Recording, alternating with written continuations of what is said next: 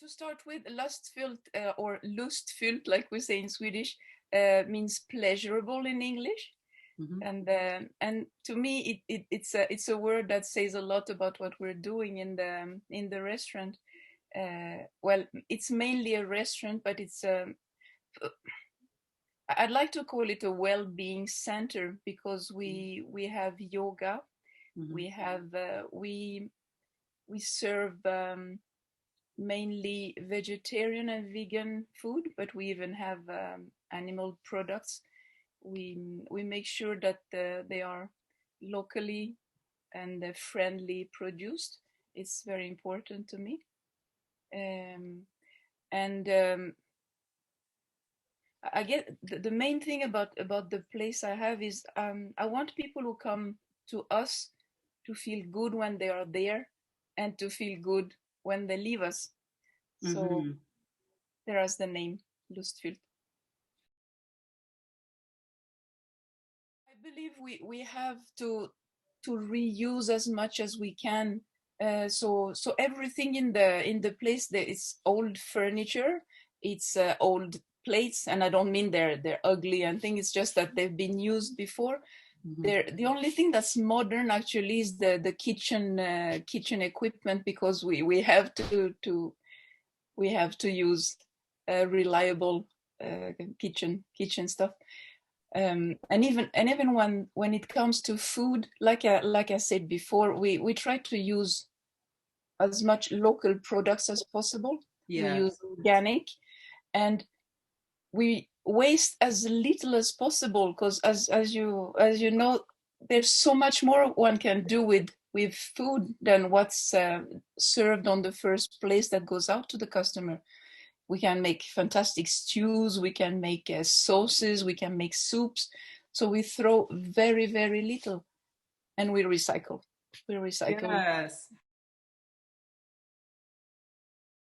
I've been trying to put little touch of Madagascar in everything we serve. Even traditional Swedish food, we put a little, maybe a little touch of ginger that doesn't belong there, or maybe uh, some greens that remind us of Madagascar. The sad thing is that we don't find the ingredients that grow in Madagascar.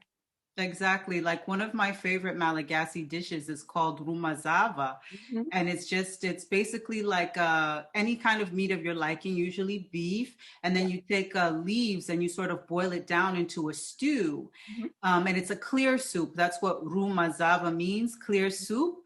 But the leaves that we're supposed to use for that, you can't find here. No, So I use mustard greens instead. why not? Yeah, it kind of works with the Yeah, flavor. yeah. So that was one favorite meal. What was your favorite meal in your other grandparents' At my parents' house, you mean? parents? Uh, Yes. there it was more. They were trying to cook more European food since my father was French. Hmm. So it was more like steaks and potatoes and stuff. And that's not my favorite food. No, I started very early to choose vegetarian food, Mm. and it started with a sad story. I was given a rabbit as a pet, Hmm. and my rabbit was waiting for me at the gate after school all the time until one day the rabbit was not there anymore. And I found out the Sunday following that my father had given it to to oh, the lady where we were going to have dinner, and suddenly the rabbit was on the plate in front of me. My God. I threw up and I Sorry. decided I'm never gonna eat meat anymore. So Right. it was awful. And Yeah, then I'm he had, sure. I thought it was awful. My rabbit Rabbit is was your friend sorry. because the rabbit was your friend. Yes, it was. It was even staying in my room at home. It was every time I was coming back from school, it was there waiting for me and following me up the stairs to my bedroom. And suddenly the rabbit was not there anymore. Oh, it was awful. I'm Oh still my gosh. tearing when I think about it. Yeah. Ooh. Just say great question. Tradition, family, Mm. and oh, I would say resilience. Mm. Yeah, that's what I brought with me from there, um, and very much influenced by my grandmother. She really was a very important role model for me. So those three words, yeah. Oh, can you speak more about that? Like the resilience that you carried with you that you had from your grandmother?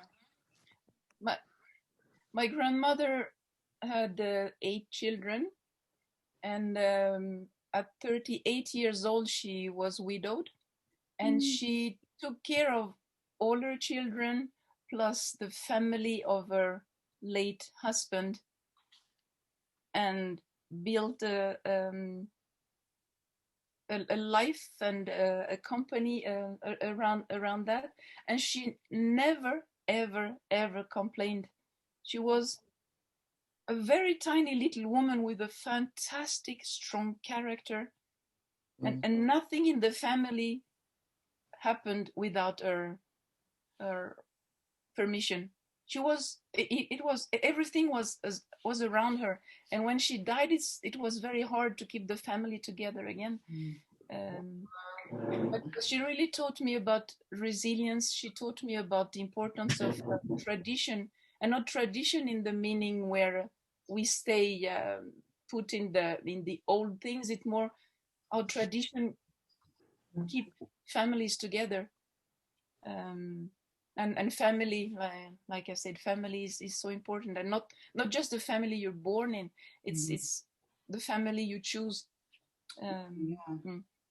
And what kind of traditions have you held on to that remind you of your grandmother, in addition to her resilience? For example, the respect for elders, and oh, and things that in everyday's life. How I don't I think about faith. I mean, faith is a very important thing in our culture in Madagascar. uh, remembering birthdays or things like that. It's things like made my husband smile. For example, when we started when I got started with Lustfyllt, I had to pour down some rum on the floor for the ancestors, because Yes. it's tradition. You have and now things like that. Maybe you can call it superstition, but for me, it's I was brought up with it, so it's part of the way I I live. Mhm.